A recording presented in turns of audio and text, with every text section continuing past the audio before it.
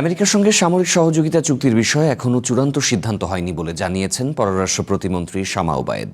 পররাষ্ট্র মন্ত্রণালয়ের সাংবাদিকদের প্রশ্নের জবাবে তিনি বলেন, যে কোনো চুক্তির ক্ষেত্রে দেশের স্বার্থই প্রাধান্য পাবে।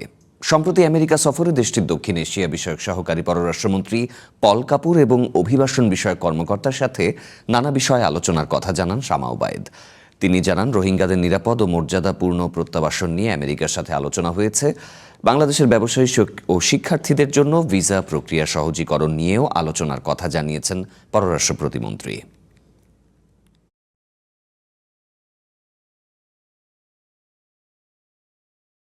যে কোনো চুক্তি যুক্তরাষ্ট্রের সাথে এবং অন্য কোনো দেশের সাথে যখন সব সংস্থা আলোচনার মাধ্যমে এটা নির্ধারণ করতে পারবে যে বাংলাদেশের মানুষের স্বার্থে সেই চুক্তিটা হচ্ছে, তখনই যে সেই চুক্তিটা হবে। এর বাইরে কখনো চুক্তি হওয়ার কথা নয়।